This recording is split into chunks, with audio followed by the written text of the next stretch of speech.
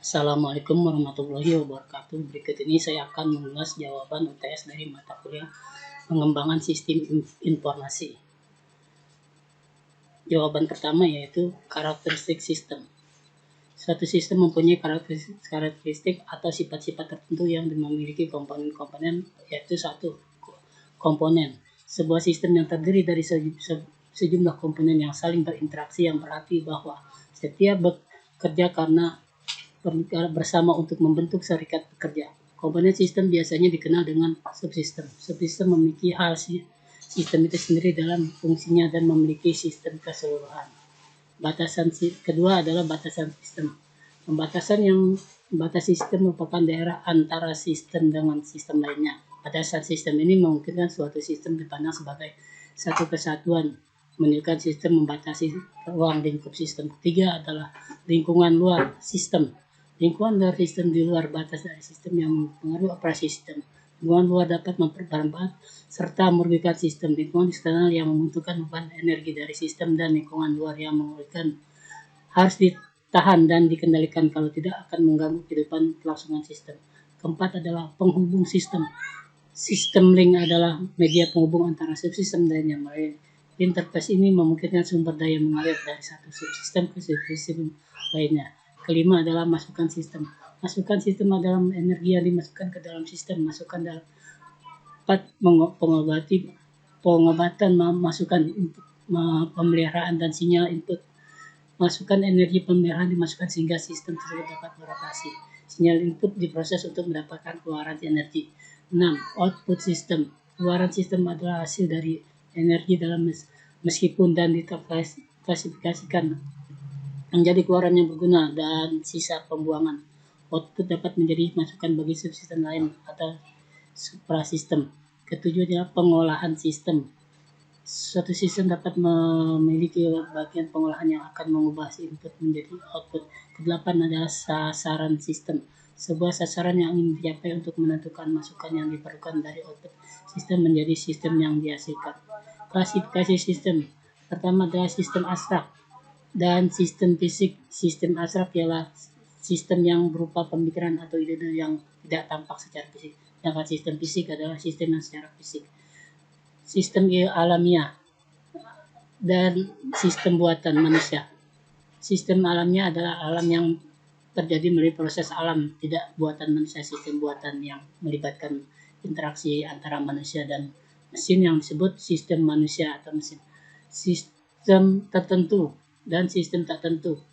Sistem tertentu beroperasi dengan tingkah laku yang sudah dapat diprediksi. Sistem tak tentu adalah sistem yang kondisi masa depan tidak dapat diprediksi karena mengandung unsur probabilitas. Sistem tertutup dan sistem terbuka. Sistem tertutup merupakan sistem yang tidak terhubungan dan tidak terpengaruh oleh lingkungan eksternal. Sedangkan sistem terbuka adalah sistem yang berhubungan dan terpengaruh oleh lingkungan eksternal. Jawaban nomor 2. Tugas personil yang berperan dalam pengembangan dan operasi sistem informasi adalah: pertama, operator, bertugas mengoperasikan komputer dan peralatan pendukung. Kedua, analisis sistem, bertugas sebagai antarmuka antara pemakai informasi dan sistem informasi.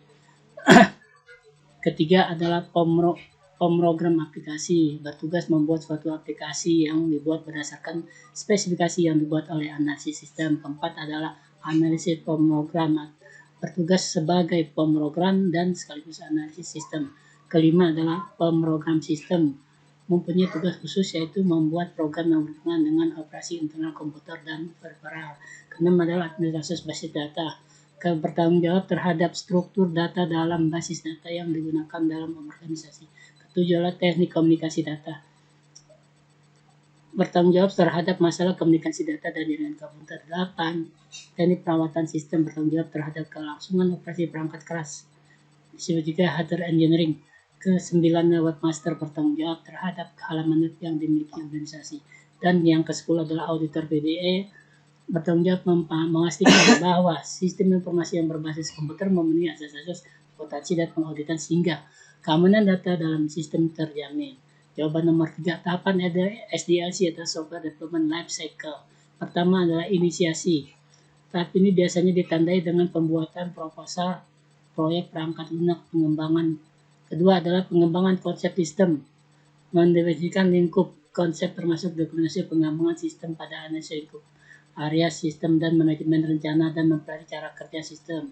Ketiga adalah perencanaan, membuat perencanaan terhadap pekerjaan dan berkas perencanaan yang lainnya menyediakan dasar untuk mendapatkan sumber daya yang dibutuhkan untuk memperoleh resolusi. Keempat adalah analisis kebutuhan, analisis terhadap kebutuhan pengguna sistem perangkat lunak dan mengembangkan kebutuhan user, membuat dokumen kebutuhan fungsional. Kelima adalah desain, mentransformasikan kebutuhan secara terinci. Dokumen desain sistem fokus pada bagaimana dapat memenuhi fungsi-fungsi yang dibutuhkan oleh sistem. Keenam adalah pengembangan atau development, yaitu mengubah perancangan ke sistem informasi yang kompleks dan bagaimana mendapatkan melakukan penyesalan lingkungan sistem yang diharapkan.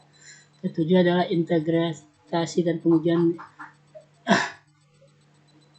mempersiapkan sistem perangkat lunak yang telah memenuhi keadaan yang dispesifikasikan pada dokumen kebutuhan fungsional dengan diarahkan oleh bagian penjaminan mutu dan user menghasilkan laporan analisis dari pengujian. Kedelapan adalah implementasi termasuk pada persiapan implementasi pelaksanaan perangkat lunak pada era produksi dan menjalankan resolusi dari program yang terakhir dari tahap integrasi dan pengujian. Kesembilan adalah operasi dan pemeliharaan, menjelaskan tentang pekerjaan untuk menjalankan dan memaintenance sistem informasi pada area produksi termasuk implementasi air dan masuk pada proses peninjauan. Dan ke-10 adalah disposisi, yaitu mendeskripsikan aktivitas dan pengembangan sistem dan membangun data yang sesungguhnya sesuai dengan aktivitas user. Contoh studi kasusnya adalah dalam sebuah software adanya sebuah graphical user interface akan jauh lebih memudahkan pengguna software untuk berinteraksi dengan software, dikarenakan tampilan GUI akan jauh lebih mengenalkan kesalahan pengguna dari user daripada aplikasi yang berbasis konsol. Selain itu, aplikasi yang menggunakan gitu akan jauh lebih menarik dan user friendly daripada aplikasi yang berbasis konsol. Aplikasi yang akan dibuat adalah aplikasi yang akan dijalankan pada perangkat mobile, karena memang aplikasi mobile banking lebih ditujukan untuk mengimbau mobilitas seseorang dengan tetap melaksanakan aktivitas perbankan aplikasi. Di sini bukanlah aplikasi besar yang berlevel enterprise sehingga baris kodenya juga tidak terlalu banyak. Software yang nantinya dikembangkan haruslah memenuhi beberapa kriteria, di antaranya aplikasi tidak membutuhkan resource yang besar, dapat berjalan di perangkat mobile, kecepatan proses transaksi harusnya cepat, aplikasi nantinya bisa dikembangkan lebih lanjut untuk mengimbangi kebutuhan pengguna software. Jawaban nomor 4 adalah faktor kelayakan telos. Yang pertama teknikal, yaitu menunjukkan apakah sistem yang diusulkan dapat dikembangkan dan diterapkan dengan menggunakan teknologi yang ada atau jika membutuhkan teknologi baru. Yaitu B, ekonomik, menunjukkan apakah dana yang memadai tersedia untuk mendukung biaya dari sistem yang diusulkan. C, legal, menunjukkan apakah ada konflik antara sistem yang sedang dipertimbangkan dan kemampuan perusahaan untuk menunaikan kewajiban. Dia operasional, menunjukkan apakah prosedur dan keterampilan personal yang ada cukup untuk mengoperasikan sistem yang diusulkan dan apakah prosedur dan keterampilan tambahan akan diberikan. Schedule, sistem yang diusulkan harus berlaku dalam satu rangka waktu yang logis. Faktor strategi PDM, produktivitas, mengukur jumlah output yang dihasilkan dan dari input, tujuan untuk mengurangi atau menghapus biaya yang tidak menambah nilai, diukur dengan ratio, misal biaya tenaga kerja mingguan dibandingkan dengan jumlah unit yang dihasilkan selama seminggu atau jumlah bahan mentah yang masuk selama seminggu dibandingkan dengan jumlah barang yang jadi dihasilkan selama seminggu. D, diferensiasi, mengukur seberapa baik suatu perusahaan dapat mengangkat produk atau pelayanan yang secara nyata tidak serupa dengan jenis dan sifat dari produk dan pelayanan para pesaingnya. C, manajemen, menunjukkan seberapa baik sistem informasi menyediakan informasi untuk membantu para manajer dalam perencanaan, pengendalian, dan pengambilan keputusan. Jawaban nomor 5 adalah tahapan analisis sistem. A, mengidentifikasi masalah. Identifikasi masalah merupakan langkah awal dari analisis sistem. Dalam tahap ini definisikan masalah yang harus dipercayakan dengan munculnya pertanyaan yang ingin dipecahkan. B, memahami kinerja sistem yang ada. Langkah ini dilakukan dengan mempelajari secara rinci bagaimana sistem yang sudah ada berjalan. Untuk memprediksi operasi dari sistem yang merupakan data yang dapat diperoleh dengan melakukan penelitian terhadap sistem. C, menganalisis sistem. Berdasarkan data yang sudah diperoleh, maka dilakukan analisis hasil penelitian yang sudah dilakukan untuk mendapatkan pemecahan masalah yang akan dipecahkan. D, membuat laporan. Laporan perlu dibuat sebagai dokumentasi dari penelitian. Tujuan utamanya adalah sebagai bukti secara terus tentang hasil analisa yang sudah dilakukan. Sekian, terima kasih. Wassalamualaikum warahmatullahi wabarakatuh.